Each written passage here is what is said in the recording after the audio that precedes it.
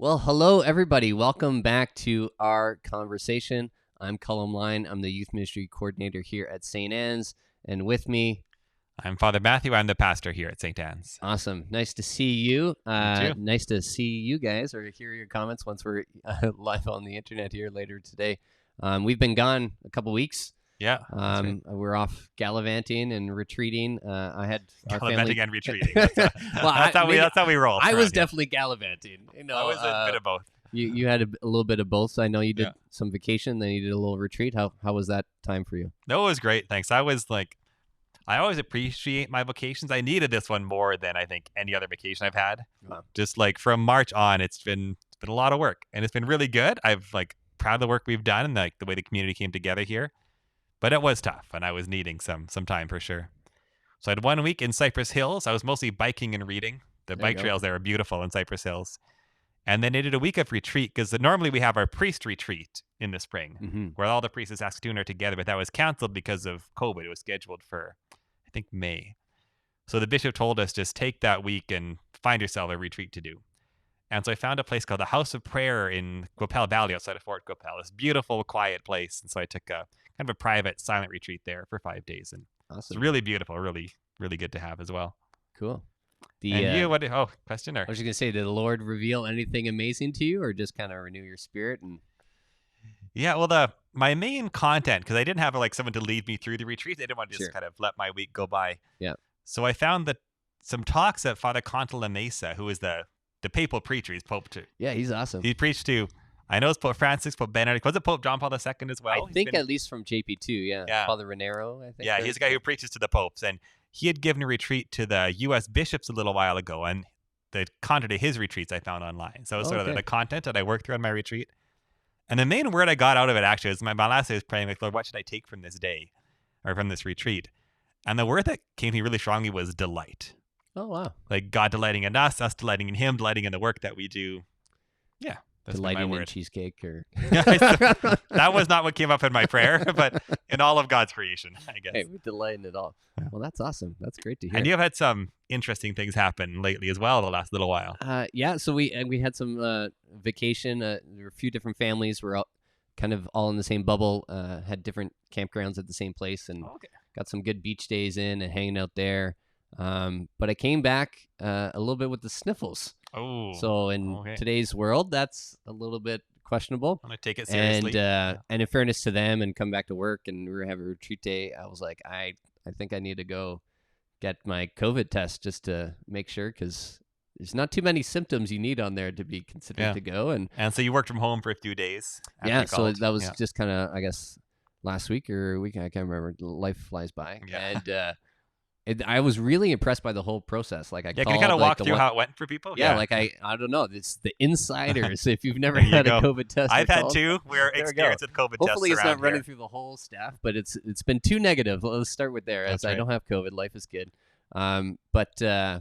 You call the 811, and then they run through kind of a few questions of this kind of stuff. And I said, I got a little cough and cold. I think it was just cold nights, hot days, and sleeping in a camper and whatever, and 3 children, and it's not shocking to maybe get a cold after a week camping with children. And but I said, I've been around some people. I just want to have a little reassurance and safety for everybody, and if we're gonna get back to ministry and all this stuff. And they said, okay, we're gonna call you. And I hung up and thinking, it's gonna be a day or two or that. And it was a few hours later, called me. It was 5 o'clock. They said, can you come in at 6:20? Wow. So the day you called, you had your test that same day. Yeah, so that worked pretty good. And then, you rolled up, wait in your car, and then they tell you to leave all your stuff, leave your possessions and your own mask, and you wipe your hands. You go in, they give you your own mask. You wipe your hands again, and then you line up with this lobby. They're very cautious. Yeah, so makes sense. Hey man, they're doing their job, and it was pretty legit. And you got the little tickle up the nose for about 5 seconds or so. So it wasn't. I think back in the day they were doing. Back in the day, it seems like months ago, the one down the throat. My sister in Boston, I think, because she works in healthcare, had to do one as well. And I think she had said at one point that one she claimed it was worse than childbirth. I think maybe she was being sarcastic a little bit. But I mean, some of these tests are not super comfortable. Yeah. I have no first-hand experience of that, obviously. But it wasn't pleasant, but it wasn't awful. Okay. And the nurse was very polite, super nice, and went home. And I did that little online record thing, and it was within probably less than 48 hours, maybe like Wow. 30 hours or something.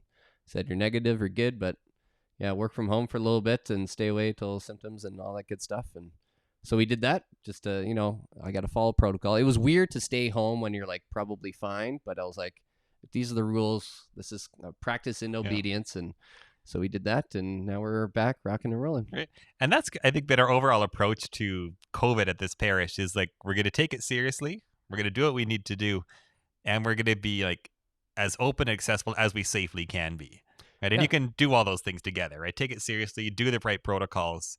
And within that, there's good ministry to be done, right? And good life to be lived. Yeah. And, we're entering back, getting ready for school and everything. And what is that going to look like? What is ministry going to look like? We're working on multiple fronts here a little bit in the parish, gearing up. And I think there's a beauty to obedience and seeing some of these rules that most of them are fairly reasonable, and we can, if we all work together, we'll make this work. And hopefully that kind of energy is how we approach life with the schools here and with the teachers. I know they're working their tails off, and interesting times. Absolutely. But now maybe to get into the homily. You bet. I'm excited. I started with my shocking point that it's weird even to say this, honestly, especially on the internet here, that sometimes I, as a Catholic priest, disagree with Pope Francis. Scandal.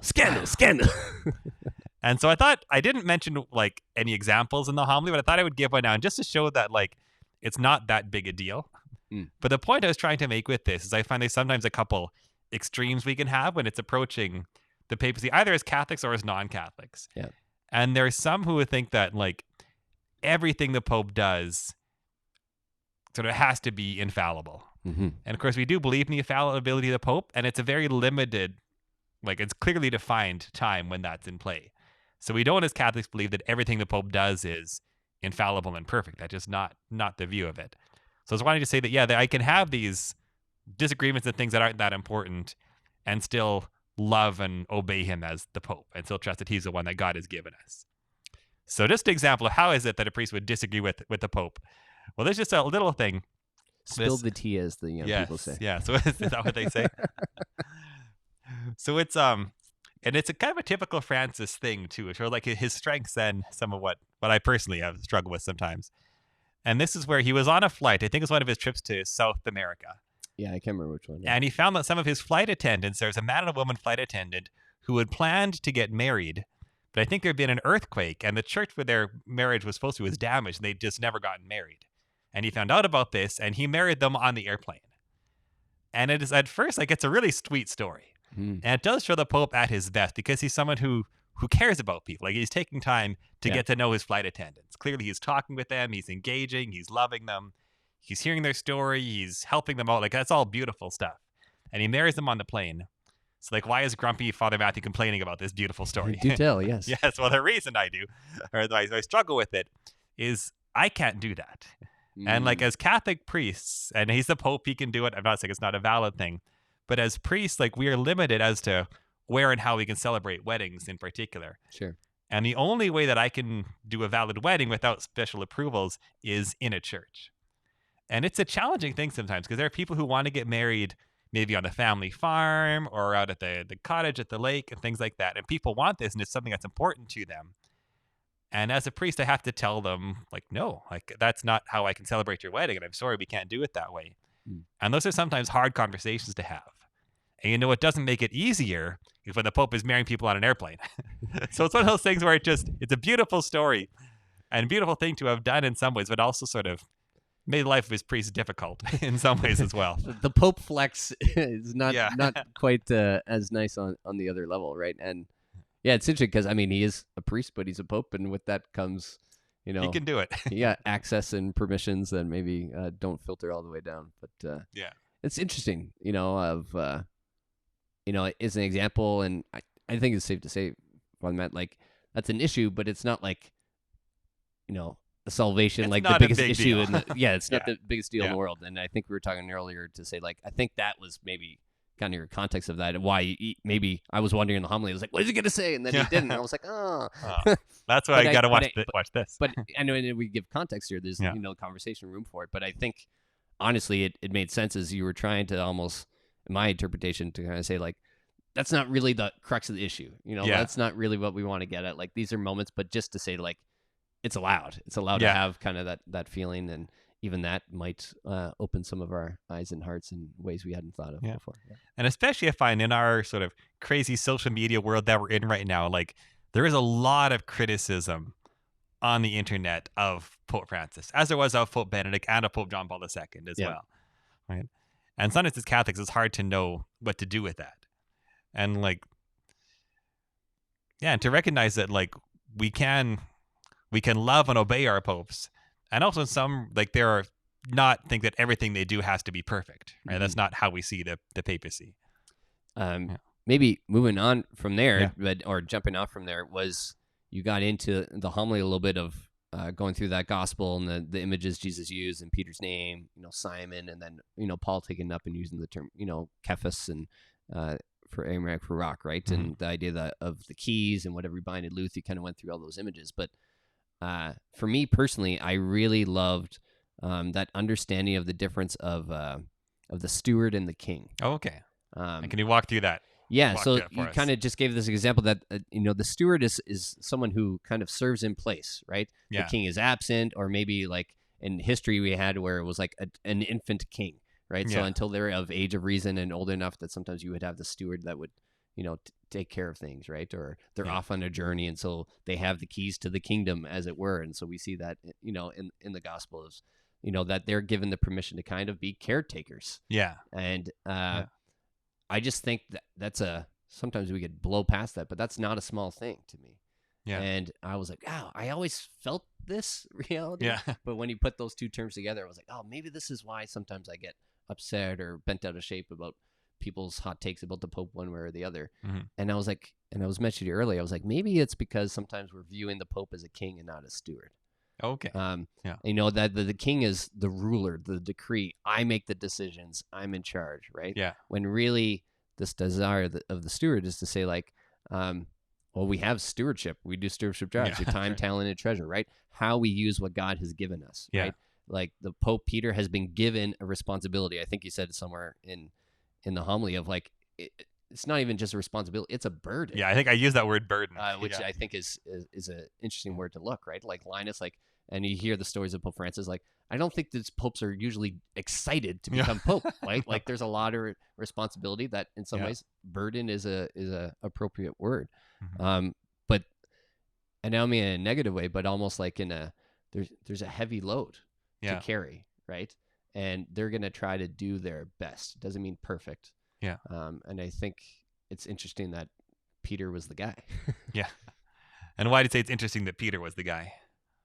I mean, I don't think we have to look far in the Gospels to know that Peter made mistakes. He did. He did make mistakes. You might say he even swung and missed a few times and He struck out. And, definitely did. Got And it's in the noteworthy way. too that I mean, in those moments, like Jesus didn't say, "Okay, you're not the rock anymore. I'm going to pick someone else." Right? Like Peter was still the guy. yeah, it's not like he said next in line. Yeah, He said exactly. like, get behind me, Satan, and move up. John, you're not going to be yeah, Peter. You're the come rock. up, beloved apostle, or Yeah. what? Yeah, exactly. Not how it works. He sticks with them, right? Yeah. Even through the passion story and then the resurrection. Like Jesus had every chance to be like, yeah, I picked wrong. Yeah. Three But- strikes. Literally three But strikes. he doubles down, right? And Yeah. the idea of like when he's making breakfast is with the fish on the shore, Yeah. and he says feed my sheep, that whole dialogue, it's 3 times, right, to kind Yeah. of counter the 3 denials. And I just think it's very affirming of to say, we were saying earlier, to say, was he the right guy? He was the right guy. Doesn't mean he was the perfect guy, but he was there, and Yeah. maybe he was the best of the lot. I don't Yeah. know why. I'm not God. Why it was Peter over Andrew or whatever, but Yeah. he clearly chose him. Yeah. And we often sometimes in ministry say, God doesn't call the gifted. He equips the called, or all Yeah. this type of language, and that's nice and jazzy. And it's like, well, it's the same thing here. Maybe Mhm. we saw it starting with Peter, right? That he entrusted him, right? And maybe a shout out to Father Dennis, who it didn't work out, but we were going to try to have him on Oh, yeah. when he was filling in, and we're thankful for when he was here. But like he had the story of Peter in the boat, Oh, and right. Okay. Yeah. him taking the few steps and then bailing and freaking out and the whole deal. And Father Dennis, I might butcher the line, but just this idea of he was saying, if God calls you or wills it, you can do it, Okay. right? Yeah. That like the permission is there. Like so, um, clearly Jesus knew the flaws and the gifts of Peter, but he wouldn't give him this task if he didn't think he was capable of doing Yeah. it, right? And we do see, of course, with Peter, there's a big change after Pentecost, after he receives the Holy Spirit.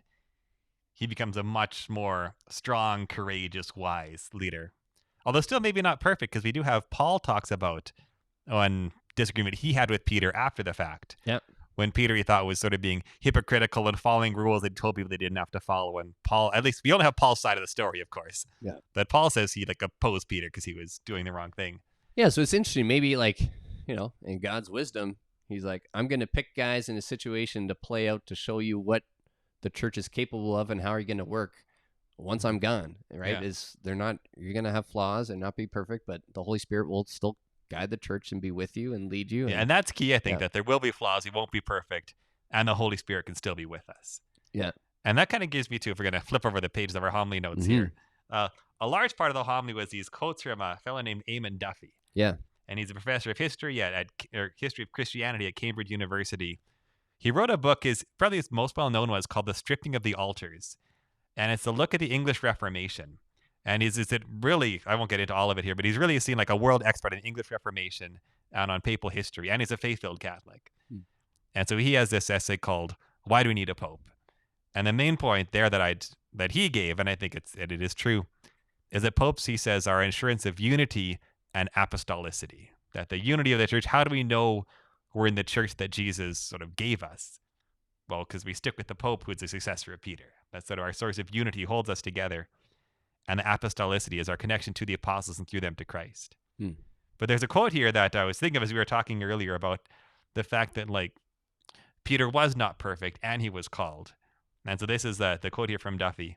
So the church is built in the apostles, especially Peter, not because they were spiritual geniuses or inspired leaders, but because in the providence of God, they happened to be there when God sent his son to be savior of the world. Yeah. And it's a big deal that they were there during the incarnation, right? They're the eyewitness of the incarnation. Yeah. And it's also worth noting that not because they were spiritual geniuses or inspired leaders. Another point that Duffy makes that he didn't quote is he talks about the popes we have now and some of the like really difficult ones we've had in our past. Yep. And he says, like, we want our priests to be spiritual geniuses and inspired leaders and great managers and brilliant theologians.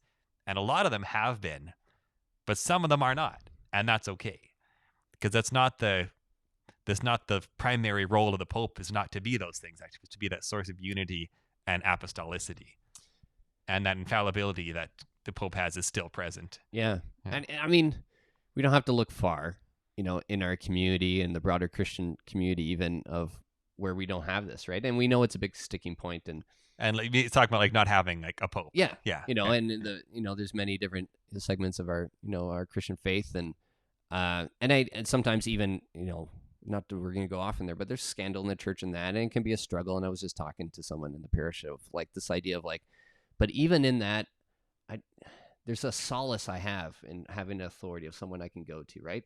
And I think sometimes even in my family, going to my parents or my grandparents, and it's like, I know they're not perfect, but I love that I have somebody to go to, you know? And yes, sometimes our church doesn't come off always warm and fuzzy and that type of stuff, but for me, I have somewhat of affinity a little bit to the Pope in that sense, right?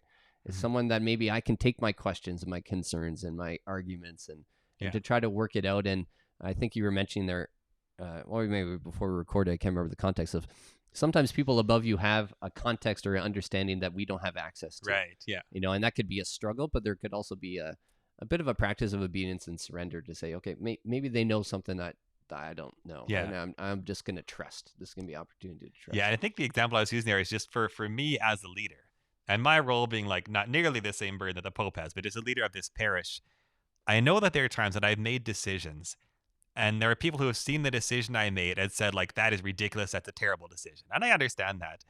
And sometimes the reason for that is that I just have information that they don't have and that I can't share. And so that's like when I do see, say, the Pope saying things and I find myself thinking, like, I don't understand that decision. I don't know about that. Part of going at it with love and I think humility and respect is also saying, like, I don't see the whole picture. right? So I'm not even really in a place sometimes to say that he's wrong, I Yeah, guess. and I think Yeah. like I don't want to, someone in Pope is like, oh, they're just Francis apologists or going in Yeah. this is I think there's a wide spectrum to say I Hmm. have concerns, I have questions. Yeah. What are we doing about this or scandal stuff or releasing names or not releasing names or this and but I still trust the beauty of how you're going to teach me of what is a dogma, about Mary or whatever infallible statement. Like Yeah. there's a lot of space Yeah. Those in this prudential relationship. disagreements are not the same as like doctrinal Yeah. disagreements. Yeah. And I think sometimes we get caught into everything Yeah. is one and the same, and Yeah. there's degrees of that. And that's another danger too, is thinking that like that I can't disagree with someone in authority over me. Because Yeah. again, as someone who's in authority, that is a really dangerous place to be. If people think that they can't push back on me, and if people think they can't disagree with me, like I'm gonna sin if everyone treats me in that way. It's not a good place for a leader to be. Yeah. I mean, don't get me started in some ways, but I think that's a big organizational flaw. I mean, the church is an organization some way, but you see in the Yeah. corporate world as well, is when you surround yourself intentionally or unintentionally with, yes men, as they Yeah. use in that phrase, what often happens is a kind of echo chamber, right? There's Yeah. accountability falls away, and maybe it's out of fear, maybe there's lots of reasons you could end up in that situation. Yeah. But when you don't have kind of that built-in, accountability structure and listening and response, you could lose sense of where you're really at, and that could lead to some really troublesome things, abuse Oh of yeah. power, or just being tone deaf. And Yeah, sometimes absolutely. I see that sometimes in the church. Sometimes we're tone deaf, Yeah. and usually that's when we are disconnected to the people and the rootedness, right? And so I Mhm. love even the apostolicity. Yeah. I can't get that word out of the idea of like I love that we can connect Pope Francis to Father Matt. Yeah. Like that trickle down. Like Yeah. there's a beauty to that to me, Mhm. of how that is. And so in a certain sense, yes, I can't like, direct message on Instagram Pope Francis. Well, maybe he has an account. I don't know. He's probably not checking it. Yeah. But But he does sometimes respond to letters, right? Which is one of the yeah, beautiful things that he which does. is neat that Yeah. he does that. You could But write him a letter and he might call you back. yeah, and so there is that potential, but there also is the understanding of like I know I have a pastor I can talk to. I know I have a bishop I can talk to, and I know if Mhm. I disagree with both of them, I could, there's Yeah. I can go to the nuncio, I can go to whatever. Like there is that.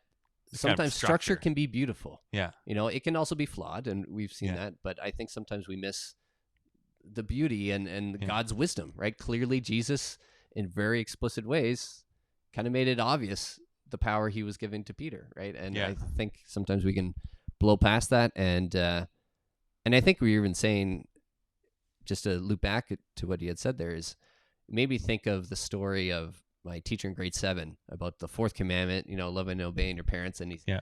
And I forget the whole concept of how it came up, but he said like, you can disagree with your parents. He's like, you can't disrespect them. Like Oh, okay. God Yeah. gave them to you. Like you need to love them and try to understand them. Yeah. But you can express yourself. And I Mhm. remember as a grade 7 kid, I was like, I can disagree with my parents. Ugh. What? I can argue about bedtime or, my allowance. Yeah. But it was a very formative moment of like, okay, I'm going to encounter people I don't agree with, but that doesn't give me permission to just write them off or strip Right. them of their dignity or Yeah. whatever. And we see that maybe in the family unit of things. And I've really taken that to a lot of the encounters I've had in the church. I've experienced a lot of beautiful leadership, but I've also encountered some stuff in the church where I felt lacking or I felt Yeah. they took a misstep, right? But I can also look to say like, I still think you're a son or daughter of God, and I think you mean well, but I also think you screwed up. Yeah. There's Yeah. a space for all of that, Yeah. um, and I'm generally a fan of Pope Francis. Yeah. Right? I love the popes. I think he's pretty awesome. But again, there's a few things I was like, oh, that's interesting. Yeah. But I more than anything, I loved how he started his whole Okay. pontificate. Yeah. Right? Just that they come out on the balcony and all that fancy stuff that And we I still do. remember when they first announced like Bergoglio. Everyone in the world's like, who the heck is Bergoglio? Yeah, Like which is what I they was Googling trying to figure out how do I spell Bergoglio to find out who this Yeah. guy is. But remember when they did Carol Wojtyła, it was the same thing. Yeah, Like, people were that's like, "What the Polish guy? Which guy?" No, like just going to- Ratzinger, I was like, oh yeah, I know that guy. Yeah, But because he was that was a different thing. high up in the structure. He was kind Yeah. of one of the the top 5, and maybe people in the church had a sense maybe of this guy, but a lot of us, I was like, "Who's this dude? Argentina? This is And so our nuts." first introduction to him, you were saying. Yeah, he asks us to pray for him, right? Yeah. And we all pray the Our Father or whatever, and he bows his head. And then one of those first interviews that kind of comes out in print pretty soon after. I forget what magazine, the Italian one or whatever it is, and it got translated. And the first question was like, "Who are you?" And his first statement, wasn't Yeah. it? I think Yeah. I forget. I think that was the question. And he just starts off and he says, "I'm a sinner." Yeah. And I thought that was beautiful. And it could be a catch line or whatever, but I think it was very intentional too. That he Oh was yeah. saying like, "I recognize I'm the Pope, but I want you to also know I'm very aware that I'm human and I am flawed and I am in need of a savior as much as you, Yeah. and there's a humility and beauty to that I was like, okay, I can follow this guy. Yeah. He might make some mistakes or turn right, but he knows who he is and Yeah. whose he is, and that was very telling for me. Yeah, and one thing that I love, and I guess we started with like my disagreement and with things that we love about the Pope is probably fair, is especially like his document, The Joy of the Gospel. Yeah. His document on evangelization to me is one of the most beautiful teachings we've had on evangelization. And especially the way that he ties together so well, like reaching out to like the materially poor and the spiritually poor. And because I find sometimes in our church, we've got like the social justice Catholics who are very concerned about like the materially poor, but the judgment may be don't care enough about sharing the faith. Or those who are very big on sharing faith, but the judgment would be don't care enough about the materially poor. And Pope Francis just like knocks all those divisions down. And like we are called to reach out to those in need with the love and truth of Christ. It's integrated. And there's a line, I think it's actually in that encyclical, where he says like if the stock market can drop 500 points as French paid news, someone can die on the sidewalk and it's not. Yeah. Like those are kinds of like calls to conscience that the world needs. Yeah. Yeah. No, he's and sometimes, I mean, he can be off the cuff, which sometimes I think can get him in trouble once in a while. But I also love it because some of the greatest one-liners from a pope ever has come from this man. But I also love that I feel and again, I've had this relationship since JP2, so it's not specific to him, but of a pope, and I think we had it in I'm losing Pope my Benedict. Pope Benedict. There we go. This sense of a call to young people. And of empowerment, right? Of saying like, we were at World Youth Day in Brazil, was Pope Francis' first one soon after. And he tells all the volunteers at the end, all these young people, he says, go make a mess of your diocese. And I have a t-shirt, this is Pope Francis, go make a mess. And parents all freak out around the world. Yeah. But what he was saying was, he's like, get into the game, right? Like go to the margins, right? Get don't just stay in the building, but like reach out to your neighbors, do this stuff. Like, and not cause chaos for the sake of chaos, right? Yeah. But sometimes, tables need to be turned over, right? Structures need to be challenged, and to be okay with that, right? But he rooted it in the context of the mission of God and what we're being called to. And I just thought that was very beautiful, right? Yeah. And empowering, and I've seen that transform a lot of young people's lives, and even just in the group we even took to Brazil, we encountered that. And, we have a parishioner here who became Catholic, and that was a big part of that story. And so, I guess for wrap up for me is like, it's okay to disagree. It's okay to have, questions or concerns. And maybe it's your word of the day or your retreat but also to delight. To delight, and I would say delight in Pope Francis, but maybe to delight in the plan of God. Yeah. And it's hard in COVID and this, and I'm not going to say like, well, God wanted us to have COVID and this, but I'm going to delight that God has something in store for us, right? An opportunity for us to learn or grow. And we're just thinking about pitching kind of a new idea for some maybe high school ministry. And I'm really excited about it. Yeah. And I was like, I'm shocked. I'm excited about an idea in COVID. There's so many reasons not to be excited right now. Yeah. But yet somehow, in God's wisdom, he's provided opportunity. And the Lord is still at work. The Lord's still at work. He still calls us. And he was 2,000 years ago when he chose this crazy fisherman. There you go. Can I end with a joke, a meme that my wife found for Peter? Oh, please. So it's one of these cartoon one. I don't know. Google it. You'll find it.